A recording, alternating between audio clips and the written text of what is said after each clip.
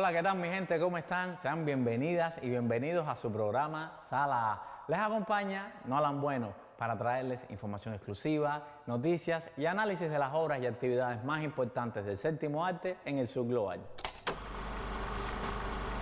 Desde los espacios del Instituto Cubano del Arte e Industria Cinematográficos, vamos a revisar qué está aconteciendo en la gran pantalla.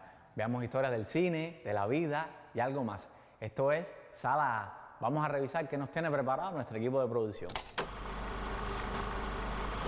El gobierno de Bolivia, a través del Ministerio de Culturas, Descolonización y Despatrialización, ha creado 3 proyectos destinados a impulsar la producción audiovisual nacional en el marco de la celebración del Bicentenario para el disfrute de toda la población, con el objetivo de contribuir a la producción de 9 trabajos audiovisuales que fueron seleccionados a través de una convocatoria. Igualmente, fue anunciada una serie de 5 capítulos liderada por el cineasta Jorge Sanginés.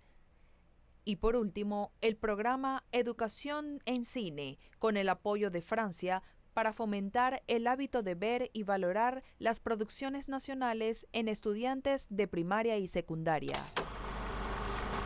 El paquete documental de la cineasta boliviana Verónica Córdoba inició su proceso de filmación gracias a la iniciativa del Fondo de Fomento al Cine y Arte Audiovisual Bolivianos hacia el Bicentenario de Bolivia. Este proyecto fue uno de los ganadores por su gran relevancia histórica en cuanto a Bolivia, Latinoamérica y la lucha internacional. Esta película retrata a Efraín Quincañez, también conocido como el Negro José, quien rescató a los sobrevivientes de la guerrilla del comandante Ernesto Che Guevara. Este acto lo convirtió en héroe y leyenda. El cine indígena boliviano destaca a nivel nacional. 5 proyectos fueron ganadores de la categoría de cine y audiovisual indígena originario y comunitario de la convocatoria del Fondo de Fomento al Cine y Arte Audiovisual Bolivianos hacia el Bicentenario de Bolivia. El Museo Chileno de Arte Precolombino celebra los 19 años de la muestra Cine Video Indígena, una plataforma consolidada para dar visibilidad a las culturas originarias de Chile y América Latina. Para esta edición, la muestra exhibirá un total de 46 producciones audiovisuales que incluyen 30 cortometrajes y 16 largometrajes. Es notable que 22 de estas obras fueron dirigidas por mujeres. Las producciones seleccionadas provienen de 14 países como México, Perú, Chile, Ecuador, Colombia, Brasil, Canadá y Bolivia. El ladrón de perros es una de las películas latinoamericanas más destacadas desde el año pasado y aún sigue dando mucho de qué hablar. Esta coproducción que une a Bolivia, Chile, México, Francia e Italia ha sido aclamada por la crítica y el público tanto en Bolivia como en el extranjero. Su desarrollo se llevó a cabo bajo el programa de cine universitario de la Bienal de Venecia y en la residencia de prestigio de la Cine Foundation del Festival de Cannes. Además, desde su estreno mundial en el Festival de Tribeca de Nueva York, fue la candidata boliviana a festivales de renombre como los Premios Goya y recibió una nominación a Mejor Película Latinoamericana en los Premios Forqué 2024. Este año ha ganado numerosos galardones, incluyendo el Premio Platino a Mejor Ópera Prima, la Biznaga de Oro en el Festival de Málaga y el Premio Coral a Mejor Guión en el Festival de La Habana. Además, el premio especial de jurado en los festivales de Mar de Plata y Lima. Vamos a una pausa y al regreso estaremos en compañía de un invitado especial que nos ayudará a indagar en el proceso de la creación de la aclamada película La Raíz del Olivo. ¿Quieren saber de quién se trata? De una vez les digo que es Sergio Eguino Viera. Él es un reconocido documentalista de origen boliviano, destacado por la realización de esta obra, con la cual obtuvo el Premio Nacional de Periodismo Audiovisual en 2024 en Cuba. Enseguida volvemos con más de Sala A.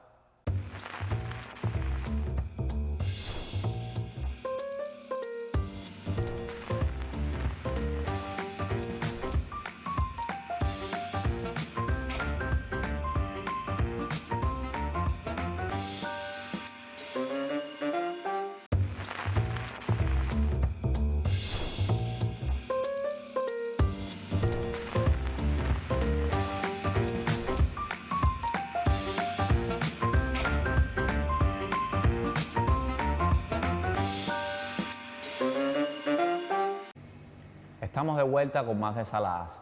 La raíz del olivo es una película documental estrenada en el año 2024, bajo la dirección de Sergio Eguino Viera. Esta película narra la historia de 5 palestinos refugiados en Cuba que brindan testimonios de sus experiencias ante el genocidio masivo de sus compatriotas por las fuerzas de ocupación israelí. Vamos a conocer más en el siguiente material. La raíz del olivo presenta a Watan, Omaima, Murid, Bailasan y Basel como sus protagonistas. Ellos comparten sus impactantes experiencias en resistencia como miembros del pueblo palestino, así como su difícil llegada a Cuba en calidad de refugiados y sobrevivientes. El director boliviano Sergio Eguino Viera lideró la producción contando con un talentoso equipo: Carolina González López como asistente de dirección, Anali Rueda Cardero en la investigación, Fabiana Mansur en el apoyo técnico y Ernesto Eguino Viera a cargo de la musicalización. Adicionalmente, el artista plástico boliviano Manuel Morales Centellas contribuyó con la creación del cartel. Gracias a su esfuerzo, estas historias cobran vida, buscando sensibilizar al mundo sobre la lucha por la supervivencia que enfrenta el pueblo de Gaza ante los ataques genocidas del régimen sionista. La obra también destaca la estrecha relación de cooperación entre Cuba y Palestina, por lo que la producción cinematográfica ha sido galardonada por su guión en el prestigioso Festival de Cine de La Habana.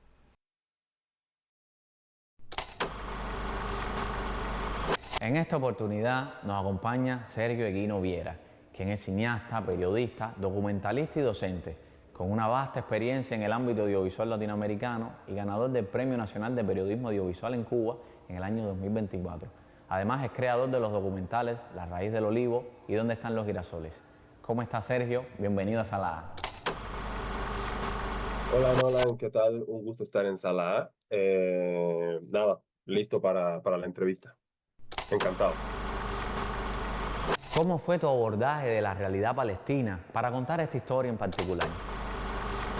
El tema Palestina me llegó muy de cerca porque un compañero nuestro, en resumen latinoamericano, Basel Salem, es palestino y poco después de los hechos del 7 de octubre perdió a alrededor de 300 familiares suyos. Entonces, entrar en el tema Palestina fue como algo de urgencia para nosotros. O sea, teníamos a un amigo nuestro muy cercano sufriendo de cerca lo que es el genocidio y la ocupación israelí. Entonces, nada, era como que teníamos que hacerlo.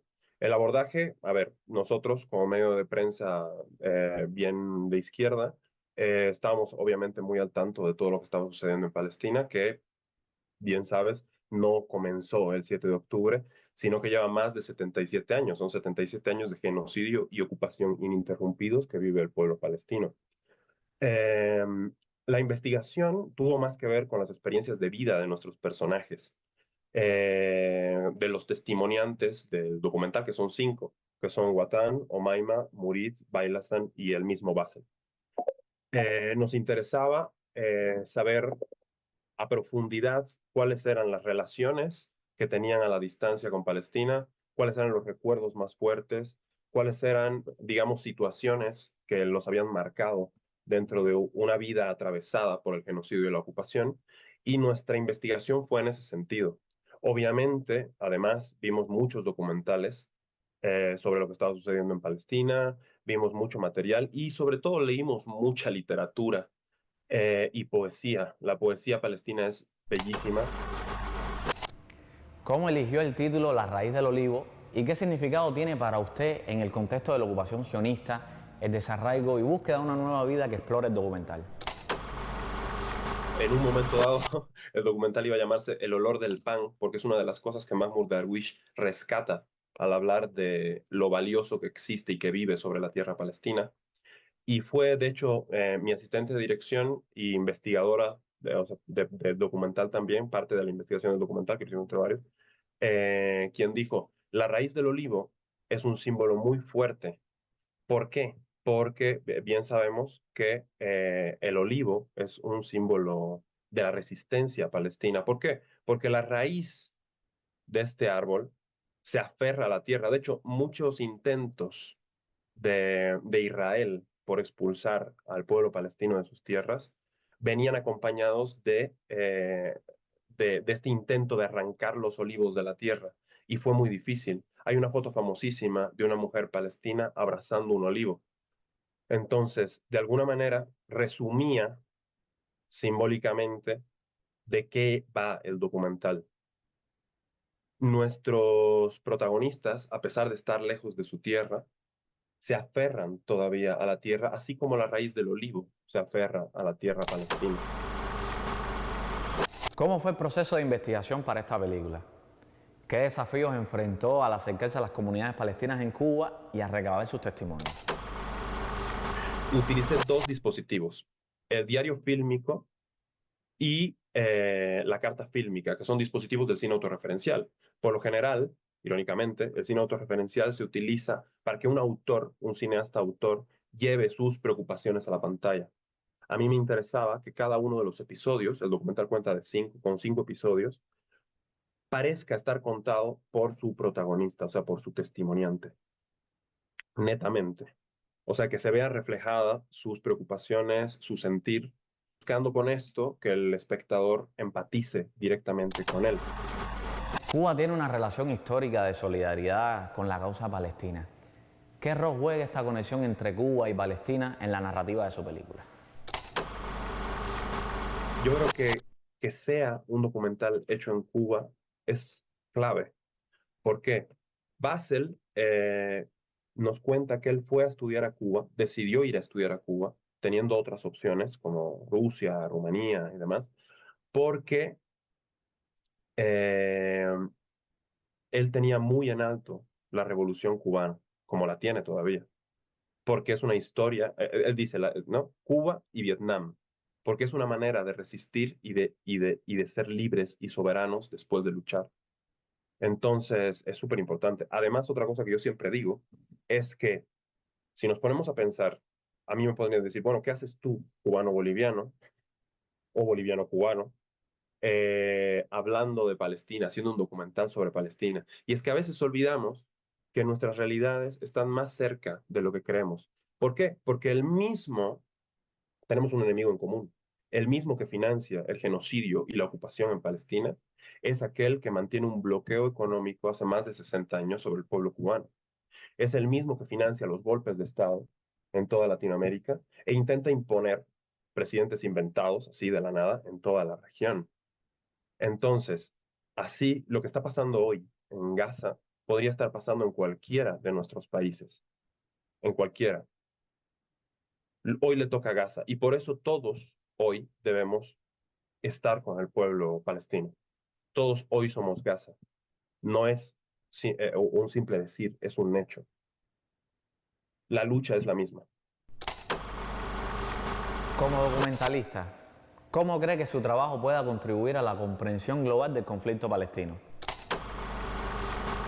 Nolan, a ver, considero que además fue nuestro objetivo desde el principio, desde que partimos con la investigación y la del documental, que es importante crear materiales que aboguen por la empatía. ¿Qué pasa? Tanto en redes sociales como en otros medios de prensa, lo que más vemos son cifras. Y es fácil deshumanizar un número. Es fácil, es muy fácil decir 60.000 mártires, 60.000 asesinatos. Que, claro, para los palestinos es martirio, ¿no? El mártir es más importante. Eh, es fácil decir 60.000 y perder de vista que son 60.000 vidas, 60.000 personas con sueños, con objetivos, que sienten, que sufren al igual que cualquiera de nosotros. Así como también es fácil decir 300 familiares martirizados de Basel, entre los cuales estaba su padre. O, más reciente, a Murid, otro de los protagonistas. Le mataron a 6 primos en un bombardeo dirigido. A veces es fácil si no ahondamos en la vida de cada uno de ellos. Entonces, el objetivo de nuestro documental era contar 5 historias. Ojalá pudiéramos hacer una carta o un diario o un retrato de los 60.000 martirizados. Ojalá. Pero bueno, hicimos 5. Y nuestro objetivo era que con estas 5 historias la gente se sienta identificada. Los testimoniantes fueron seleccionados en parte por eso, por la diversidad que representan, por las vidas tan diferentes y sin embargo tan similares en lucha.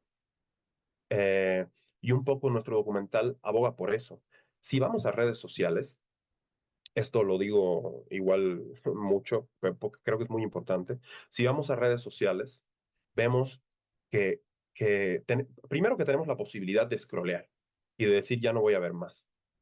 Pero también sucede una cosa. Todo lo que vemos, por lo general, está encaminado a que lo que sucede en Palestina nos dé lástima. Vemos desolación, vemos desesperanza.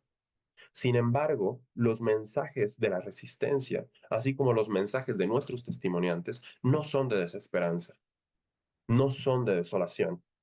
Eso no significa que sus realidades sean muy duras, muy crudas y que hayan sufrido muchísimo, porque lo han hecho. Lo que significa es que a pesar del dolor, la utopía de ser libres, de liberarse y de volver a sus tierras, sigue en pie, como si nunca hubiesen intentado quitárselas. Watan dice, no hay que sentir lástima, hay que sentir rabia, hay que sentir indignación. Y es un poco lo que creo que intentamos hacer y esperamos haber logrado con el documental La Raíz del Olivo. Terminando La Raíz del Olivo, no nos quedamos devastados, sino nos quedamos urgidos de saber qué hacer. Y creo que este es uno de los logros más grandes que ha tenido la gira hasta ahora del documental. Se ha presentado en muchos países y a los que hemos podido ir y debatir. Ha sido muy interesante que dentro del círculo de preguntas, una que siempre surge y me parece importantísimo es qué podemos hacer nosotros. Y es, creo, lo que cada quien debería preguntarse desde su casa. O sea, ¿qué podemos hacer nosotros? Y yo creo que cada quien debe hacer desde lo que es, desde lo que hace.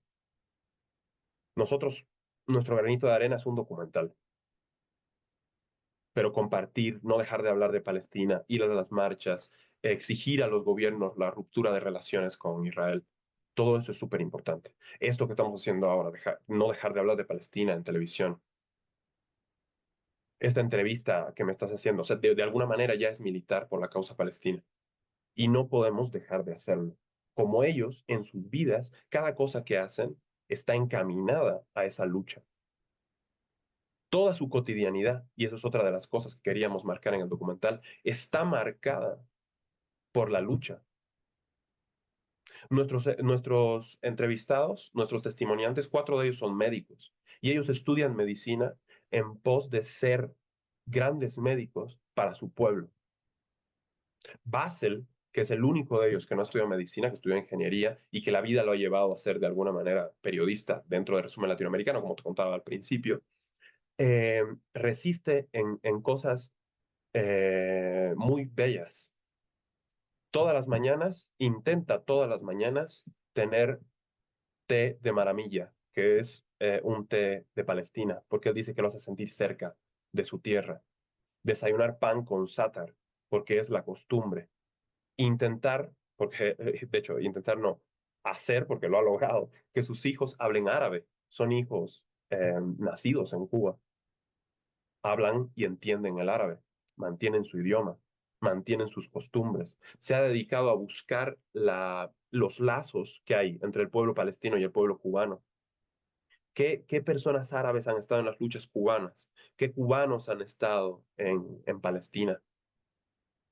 Entre ellos destaca la figura del Che, que el Che siempre estuvo también con el pueblo palestino. De hecho, los incitó a luchar. La importancia de luchar por su tierra, por su libertad, por su soberanía.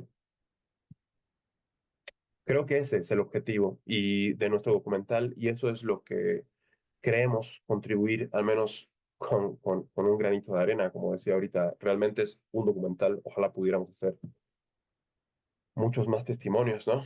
Pero con estos 5 que lleguemos a empatizar con ellos, que lleguemos a entender su relación con la tierra, que lleguemos a entender su lucha, que seamos parte, que nos hagamos parte de esa lucha.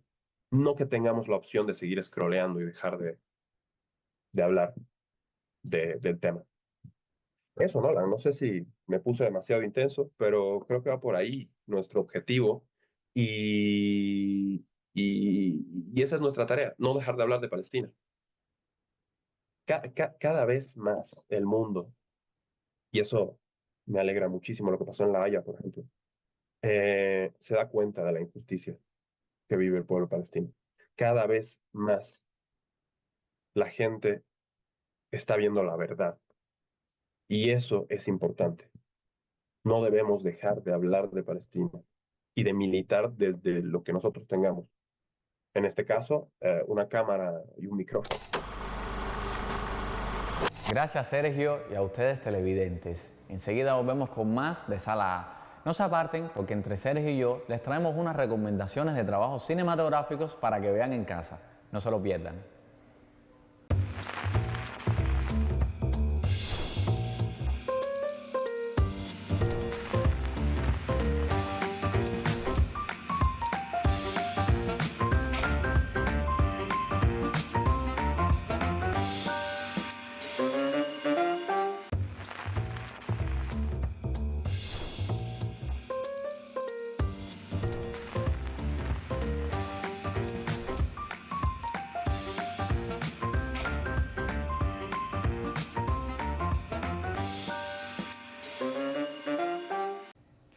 Estamos de vuelta en nuestro último segmento de Sala A, dedicado a las recomendaciones de trabajos audiovisuales. Comenzamos con el documental y para eso sigue con nosotros nuestro invitado Sergio Eguino Viera. Cuéntanos, ¿qué documental nos recomiendas?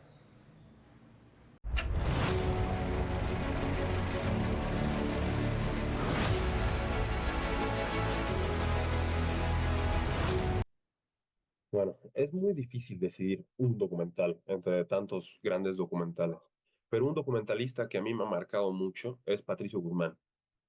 De él podría recomendar muchas, tal vez una de las que más me impactó es Memoria Obstinada de Patricio Guzmán.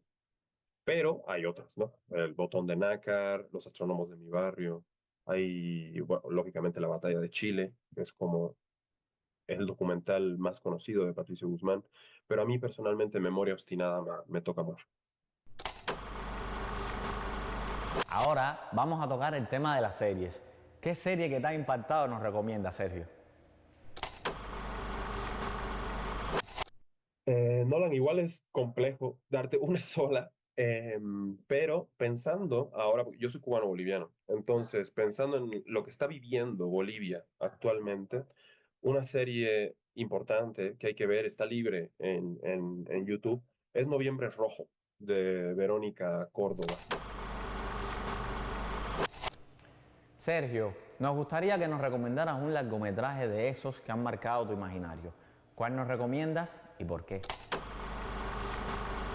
En largometraje, me gustaría recomendar dos que tienen que ver con mis raíces, uno cubano y uno boliviano, que me han marcado y me parecen súper importantes en la historia del cine, en la historia del movimiento del nuevo cine latinoamericano y del cine político.